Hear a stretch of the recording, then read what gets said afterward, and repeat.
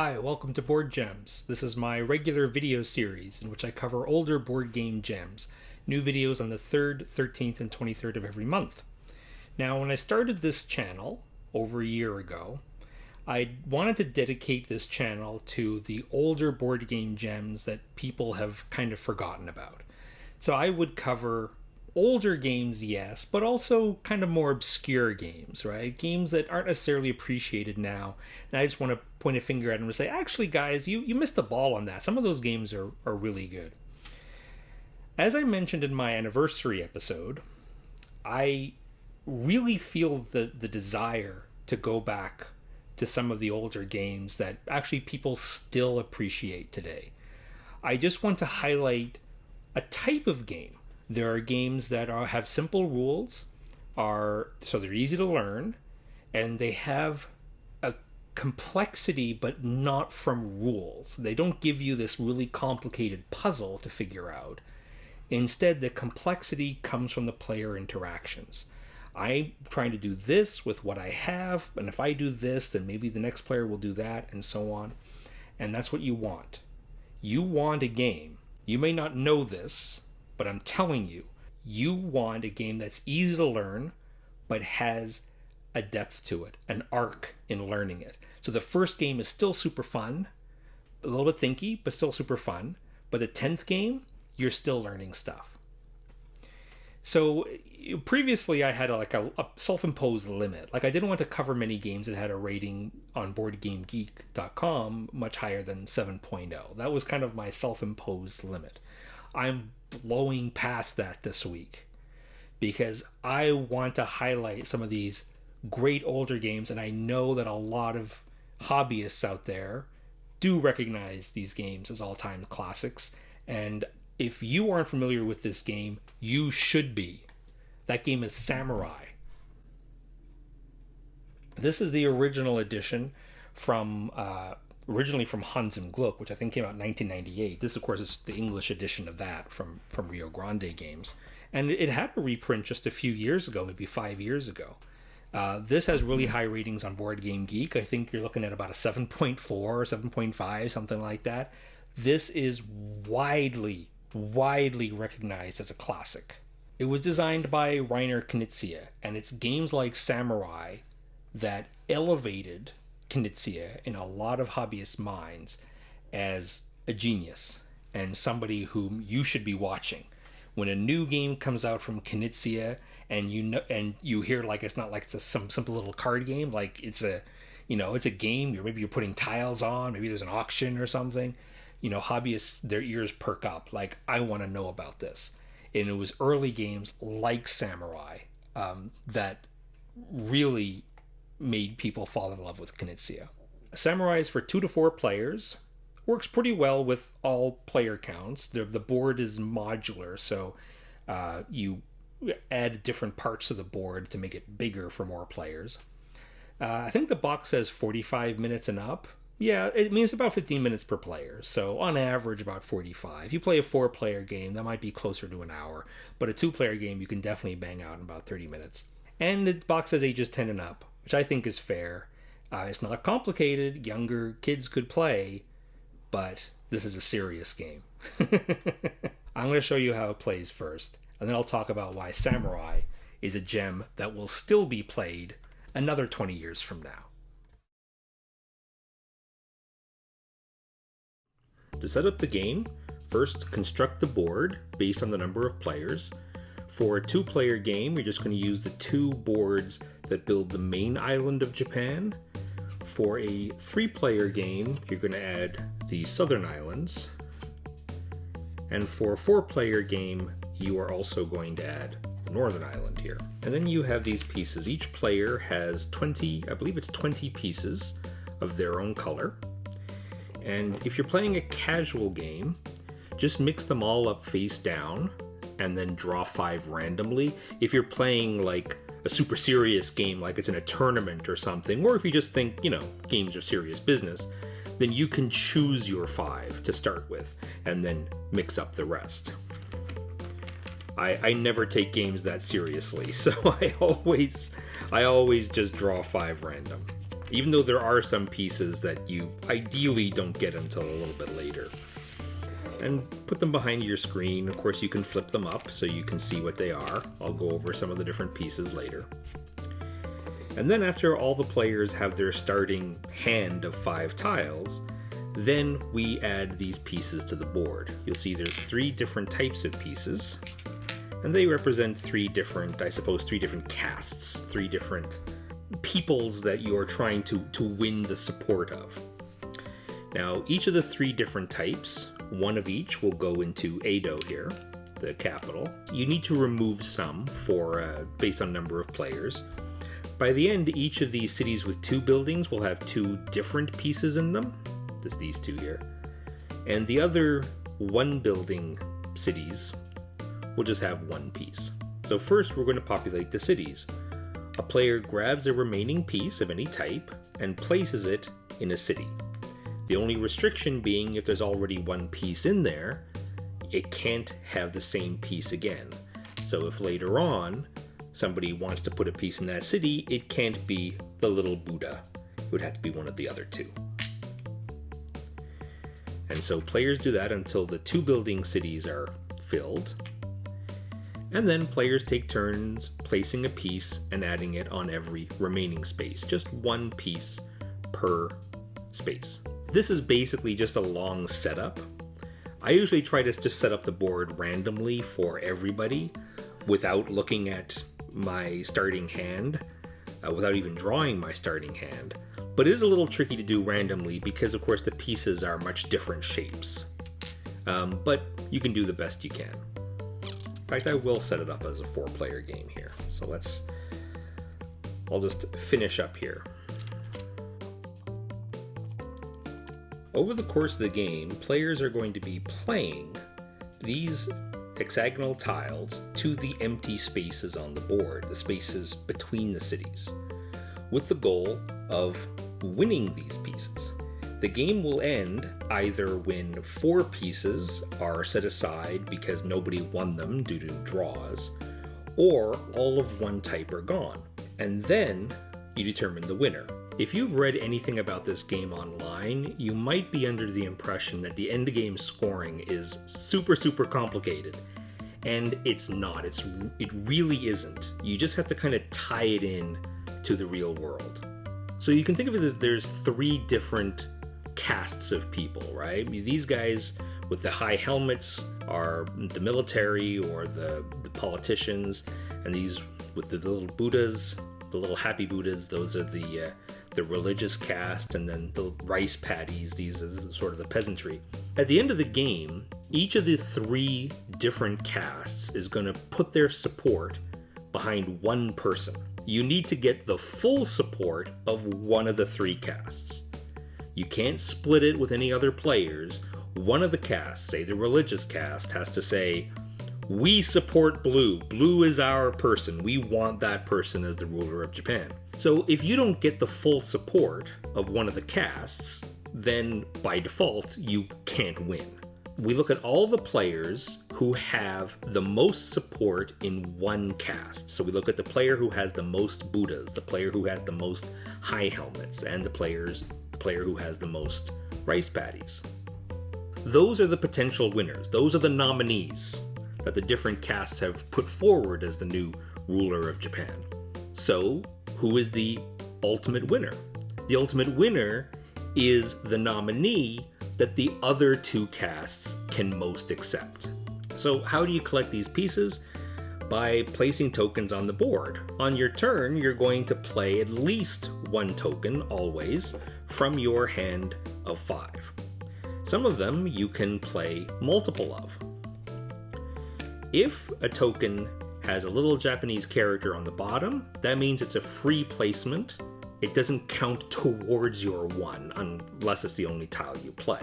You can only play at most 1 of these without the character, but you can play as many as you want on your turn of the tiles with these characters. So on your turn, you'll play at least 1 tile of either type and as many of these as you want. You put them all on the board, and then any pieces that are surrounded on land by these tiles is awarded. Let's do an example here.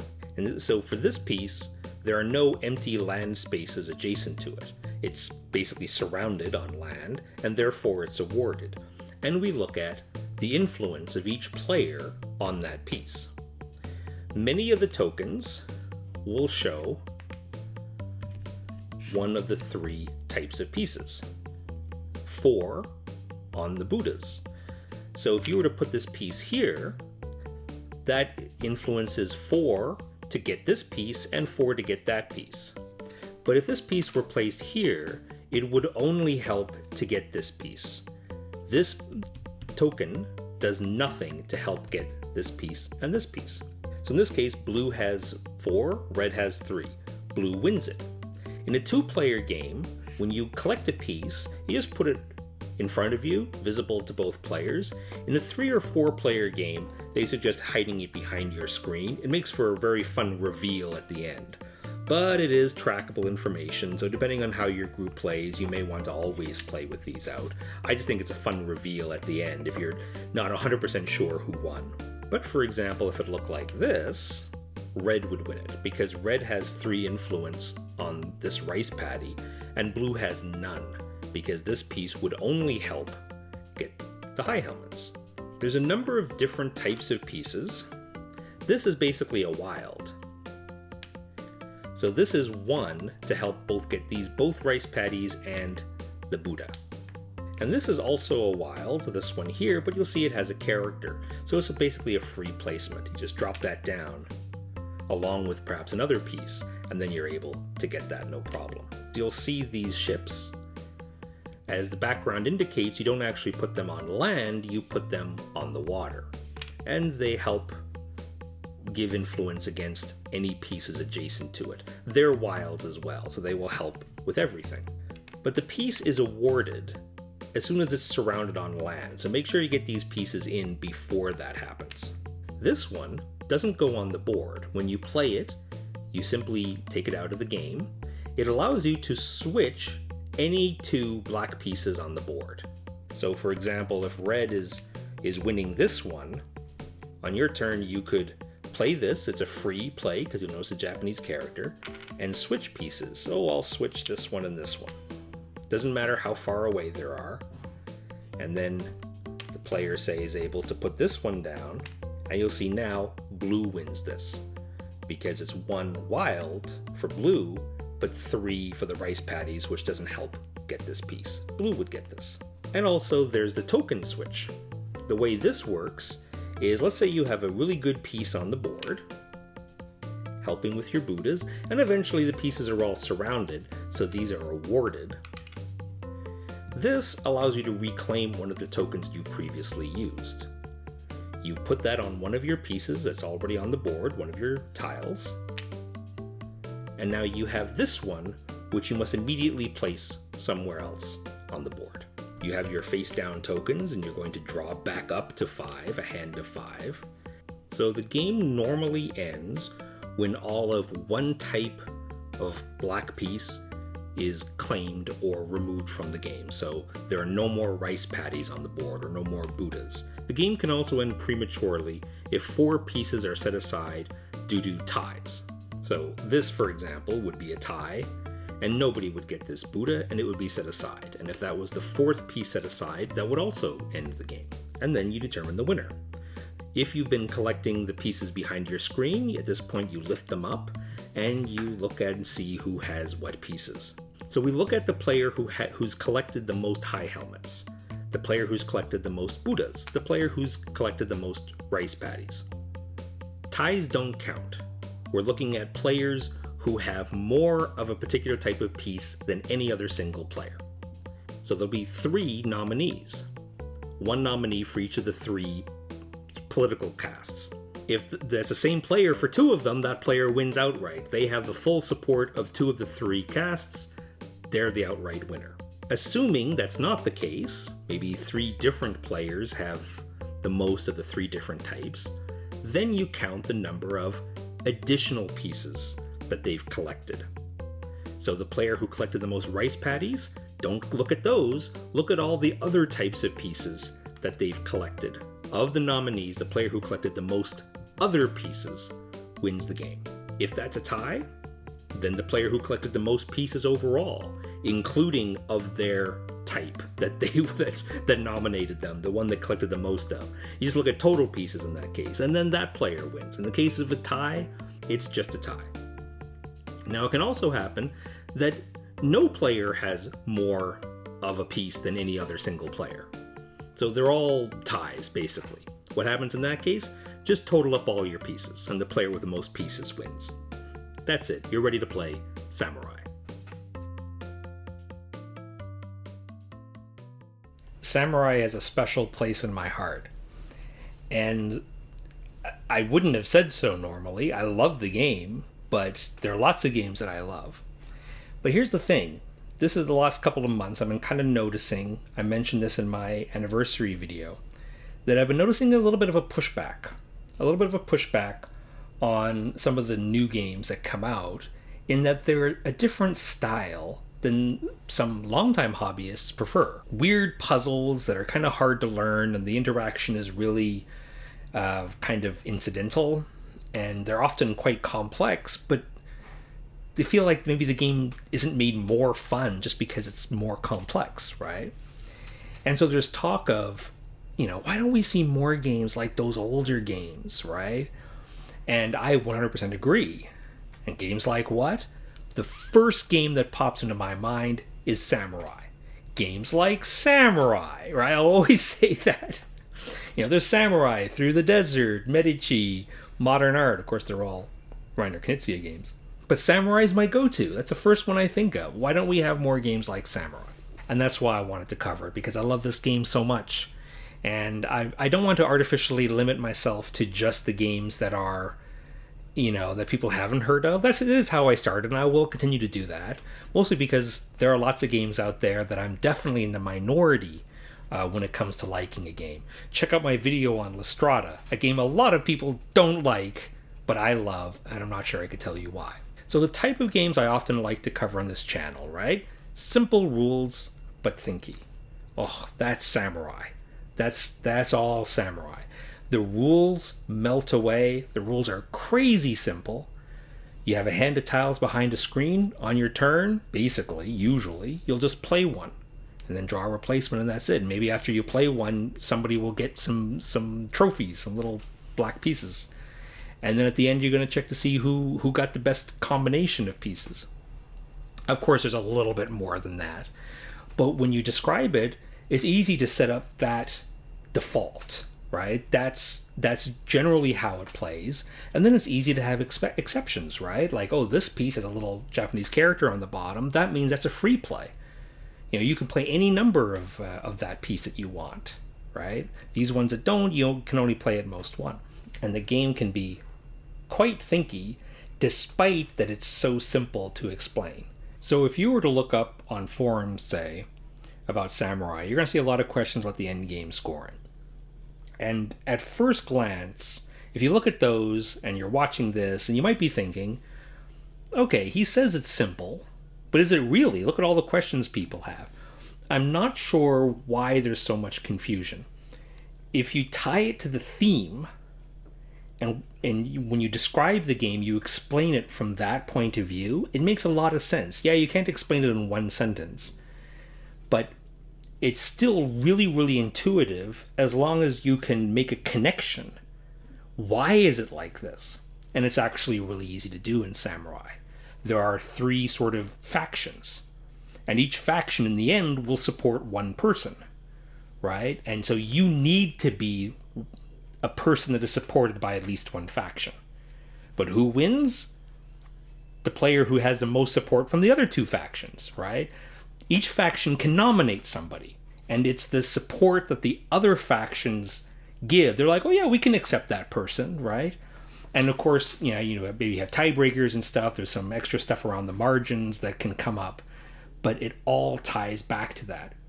When you explain the rules for scoring in that way, I find it's just super easy to internalize. And I've taught this a few times.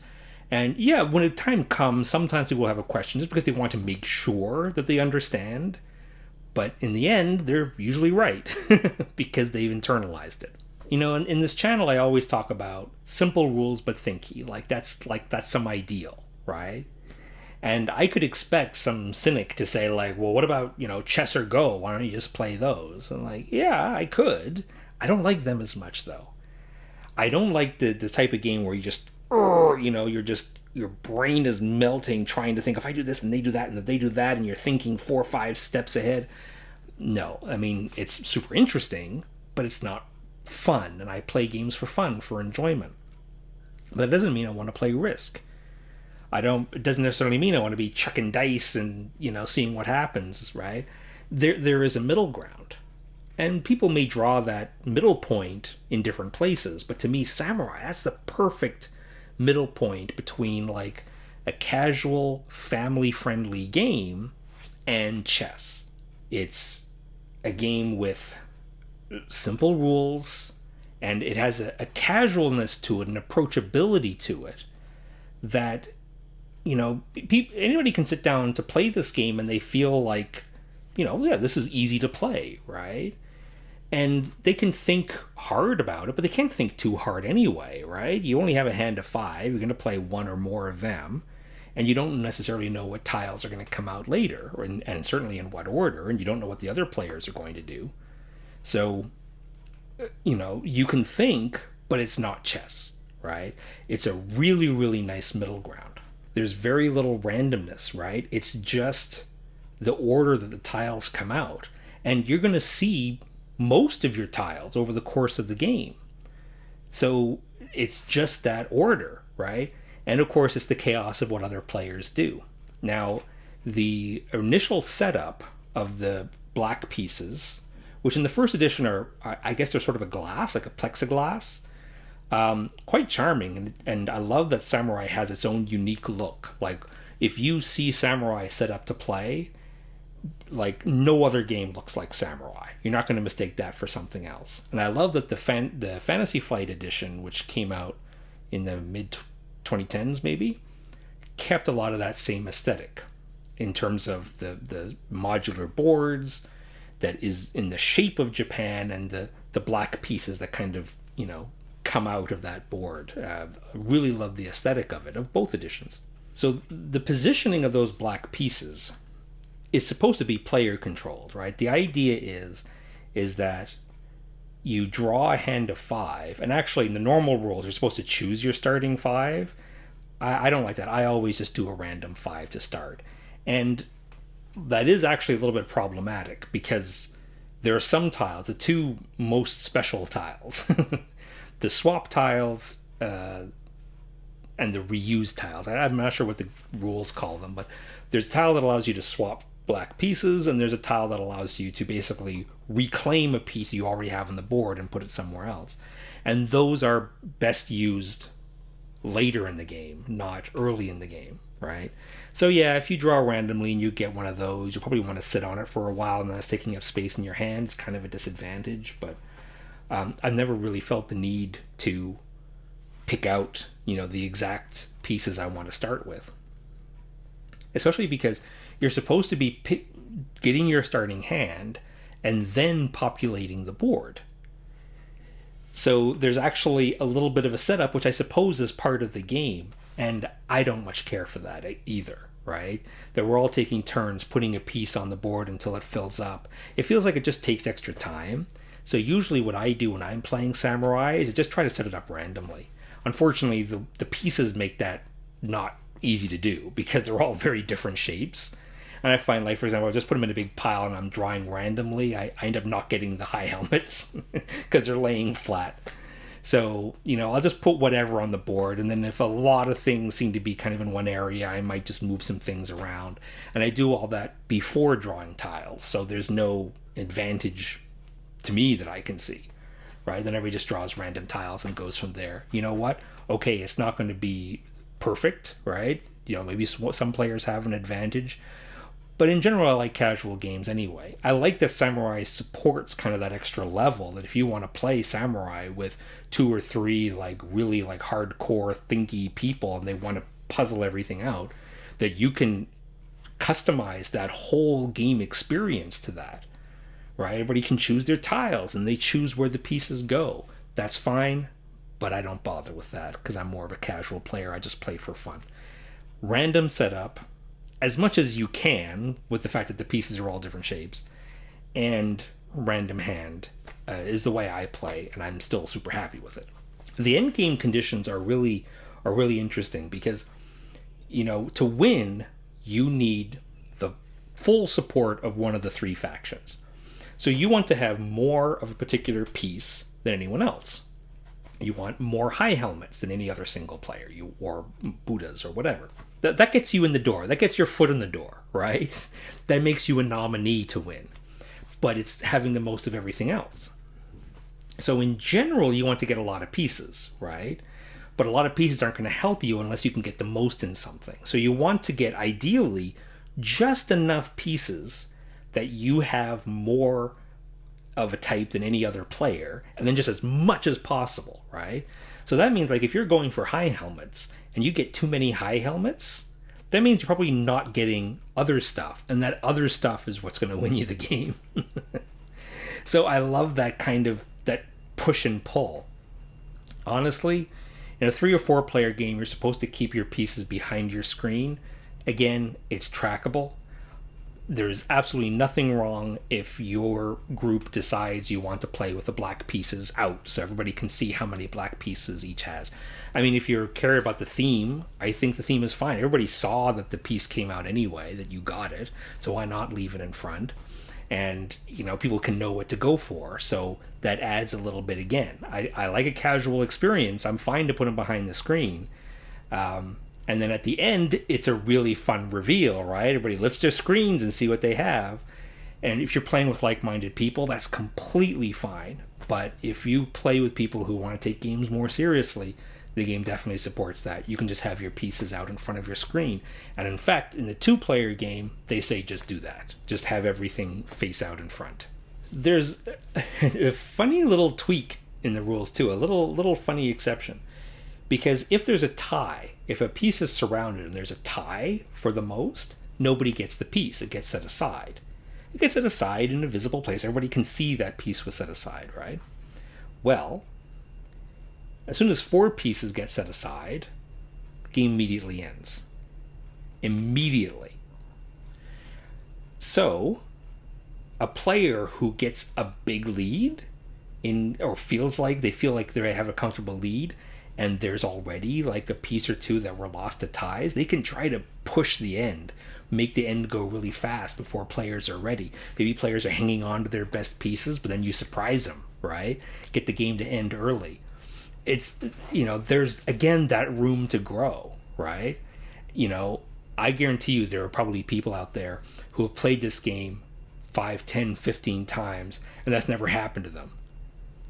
And they still love the game, but then if it happens, they'll be like, oh, oh, I see. Now there's another level that's been discovered, right? Samurai is the game that keeps on giving.